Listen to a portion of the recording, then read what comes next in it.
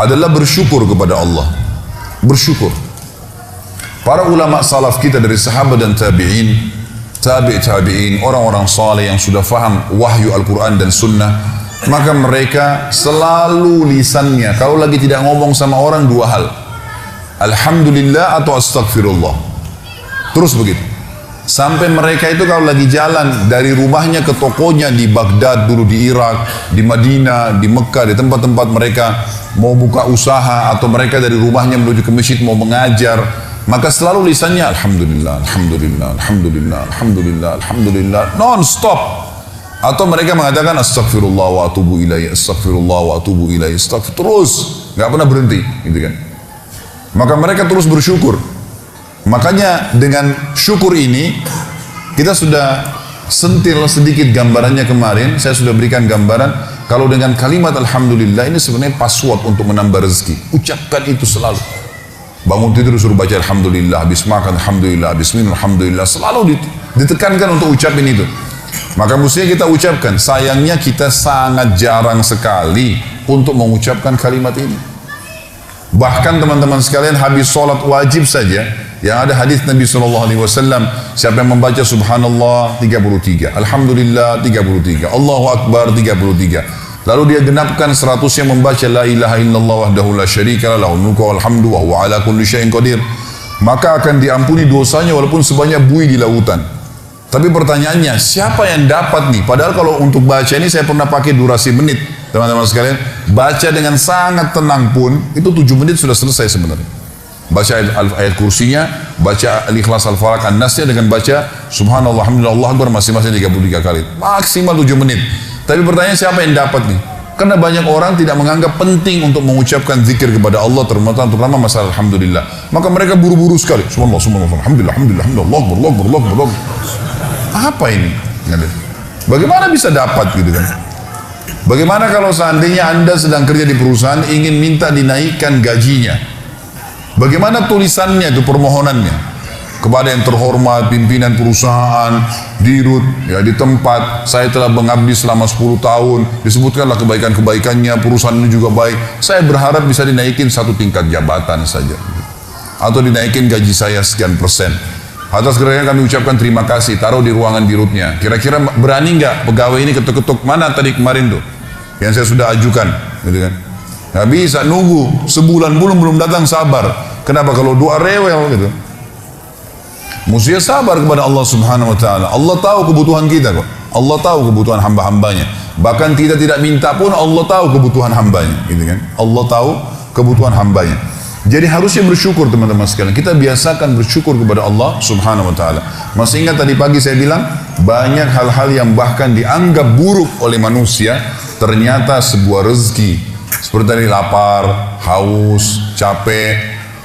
Mulai sekarang jangan kalau lapar bilang aduh lapar, nggak boleh. Karena kalau tidak lapar nggak enak kita makan. Mestinya Alhamdulillah saya lapar. Itu aja mestinya kita syukurin. Hal-hal yang kita anggap buruk juga sebuah nikmat sebenarnya. Karena tanpa lapar tidak enak orang makan. Kalau haus, Alhamdulillah saya haus. Karena memang kalau tidak haus, nggak enak kita minum. Begitu pula dengan capek, Alhamdulillah saya capek. Karena dengan capek enak rasanya tidur itu. Tapi kalau tidak capek kita nggak enak tidurnya, gitu kan? Bahkan kadang-kadang kita gelisah bangun tengah malam karena sudah terlalu banyak tidur. Coba kalau kita capek luar biasa, mestinya lisan kita mengatakan Alhamdulillah. Allah menyebutkan dalil tentang pentingnya bersyukur ini di dalam surah Al-Ankabut, surah nomor 29 ayat 17. A'udzu billahi minasyaitonir rajim. Innama ta'buduna min dunillahi awthanan wa takhluquna ifka. Sesungguhnya kata Allah, semua yang kalian sembah selain Allah adalah berhala-berhala. Patunglah, pohonlah, apalah, semuanya itu berhala kata Allah. Dan kalian membuatnya dengan ifka, kedustaan. Orang yang berhala, dia sendiri yang pahat matanya, dia sendiri yang buat hidungnya, dia sendiri yang buat kepalanya, topinya, apalah. Kemudian dianggap, oh ini Tuhan. Gimana cara? Kata Allah, ini ifka, ini kedustaan. Kalian dustain diri kalian sendiri, kata Allah. Semua yang kalian sembah selain Allah, itu berhala-berhala yang kalian karang-karang, kalian dustain diri kalian sendiri. Dan subhanallah, kebanyakan orang, ujung-ujungnya ini karena masalah duit saja. Banyak kita ambil ruang lingkup orang Islam saja misalnya. Ada seorang dikenal namanya Badawi di Mesir. Nanti kita tarik ke Indonesia ini contohnya.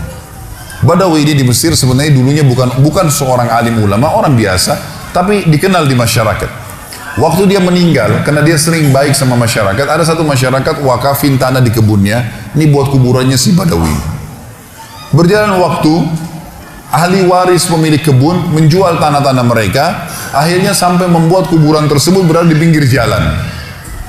Lewatlah dua orang yang fasik. Fasik ini muslim lebih banyak dosanya, nggak memikirkan masalah, nggak takut dengan akhirat, nggak takut dengan dosa-dosanya, nggak pernah berpikir masalah neraka. Maka lewat, ban mobilnya pecah pas dekat di seberang kuburan itu, seberang jalan. Yang satu lagi perbaikin ban, yang satu ini melihat ke arah kuburan itu. Ternyata dalam hitungan 5 menit saja, itu ada 10 orang lewat. Dari 10 orang ini, 8 orang memberikan salam ke kuburan itu. Salam, seorang muslim berikan salam ke kuburan, sunnah Nabi. Gitu. Orang fasik ini mengambil sebuah kaleng tua di dekat mobilnya, kemudian dia menyeberang, ditaruh di dekat kuburan itu, lalu dia pindah ke sebelah. Dilihat sama dia, 5 menit ke depan lagi seperti apa. Ternyata dari 10 orang yang lewat, selain memberikan salam, ada 2 orang ditipin duit. Masukin ke kaleng bekas itu. Dia bilang sama temannya, sebentar ada proyek nih. Dia pergi ke toko bangunan, beli semen, beli keramik, beli pagar, dirombak tuh kuburan hari itu. Pasang celengan yang lebih bagus lagi. Dia sama temannya besok duduk di seberang jalan, lihat perkembangan. Ternyata dari pagi sampai sore, di antara orang yang lewat karena kuburan sudah bagus, ada yang berikan salam, ada yang titipin fulus, duit lagi. Kalengnya penuh, gitu kan? Wah, ini proyek. Beli tanah di sekitarnya, bebasin tanah itu, bangunin masjid. Dan sekarang teman-teman sekalian, masjid itu bisa menampung sekitar 1000 orang, dan di dalamnya ada kuburan si Badawi tadi. Setiap hari orang berbuat kemusyrikan, minta-minta sama kuburan tersebut. Berharap bisa diberikan keselamatan lah, kalau menikah bisa berkah lah, minta sama kuburannya si syekh ini, dan diistilahkan dengan Syekh Badawi. Ini bukan syekh, bukan seorang alim dulu. Sedangkan orang alim aja nggak boleh, apalagi bukan orang alim. Sampai Imam Nawawi rahimahullah. Ini teman-teman, maaf, di Indonesia yang masih banyak melakukan hal-hal seperti ini. Imam Nawawi ini salah satu tokoh mazhab Syafi'iyah. Beliau mengatakan, saya heran pada orang-orang yang minta-minta pada kuburan, walaupun itu adalah orang alim. Sementara di dalam kuburan adalah manusia seperti dia sama, yang sudah jadi tulang belulang. Nabi Muhammad SAW saja kita masih kirimin salawat untuk beliau. Apa itu salawat? Tambahan rahmat dari Allah SWT. Nabi yang sudah diampuni dosanya. Para sahabat, orang soleh kita masih mengatakan radhiyallahu anhum, kita doain. Bagaimana kita tidak mendoakan orang-orang lain? Sesoleh apapun mereka kita harus doain. Itu sunnah Nabi SAW gitu kan. Subhanallah, saya pernah mendatangi sebuah kota di Indonesia ini, ada satu masjid tua sekali. Saya sholat di situ, dan ini bekas peninggalan kerajaan. Begitu saya keluar dari masjid itu, ada satu ruangan rupanya di sebelah kiri masjid, kecil sekali, mungkin cuma bisa nampung 5-6 orang di dalam, dan ada orang duduk di atas tembok dekat pintunya. Lalu kemudian ditutup pintu tersebut, dia sambil nunggu. Saya lewat, terus saya tanya teman saya, ini tempat apa ini? Dia bilang ini dalamnya kuburan. Terus untuk apa orang itu duduk di atas pintu? Dia bilang itu penjaga pintunya. Terus apa yang dilakukan? Dibukain pintu sama dia, sebentar, nanti antum lihat ada 5 orang yang keluar, di dalam sudah minta-minta kepada kuburan tersebut, nanti gantian lagi 5 orang lagi masuk antri. Begitu terus, gitu kan. Dan akhirnya penjaga kuburan diberikan duit oleh dia. Subhanallah, saya bilang subhanallah, maha suci Allah. Di mana mereka dari sabda Nabi SAW kepada Abdullah bin Abbas, wahai anak kecil, kalau kau minta tolong hanya minta tolong kepada Allah. Di mana mereka dari perkataan Imam Nawawi tadi, kalau mestinya mereka mengirimkan doa untuk orang mati, bukan malah mereka minta-minta kepada mereka. Ada ajaran agama kita jelas, tapi seperti itulah, subhanallah. Dan ujung-ujungnya di belakangnya ternyata pengumpulan dana lagi, gitu kan. Ini banyak orang yang tidak sadar dan membiarkan manusia terjerumus hanya karena ingin mendapatkan rezeki yang dasarnya sebenarnya sudah ada sumbernya, tadi sudah saya jelaskan. Kata Allah Subhanahu wa taala, teman-teman sekalian, innama ta'buduna min dunillahi awthanan wa takhluquna ifka. Semua yang kalian seru selain Allah, maka itu authan, berhala-berhala, dan kalian membuatnya itu ifka, dengan kedustaan. Innal ladzina ta'buduna min dunillah, semua yang kalian sembah selain Allah, kalian seru, minta tolong apapun sama mereka, la yamlikuna lakum rizqa, mereka tidak miliki rezeki untuk kalian. Fabtagu indallahi rizq, Hanya mintalah kepada Allah satu-satunya rezeki itu. Wa'buduhu, dan patulah padanya. Yang dia perintahkan kerjakan, yang dia larang tinggalkan. Yang halal nikmatin, yang haram tinggalkan. Washkuru lahu, ini saksi bahasan kita. Dan syukuri, alhamdulillah, alhamdulillah. Ilaihi turja'un, kalian akan dikembalikan kepadanya nanti.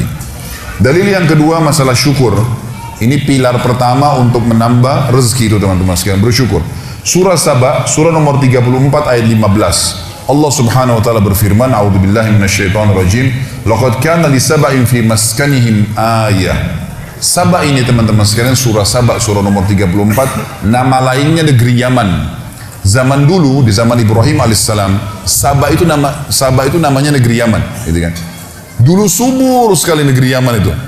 Dan Allah Subhanahu wa taala menceritakan tentang keadaan mereka dalam surah Saba ayat 15 ini.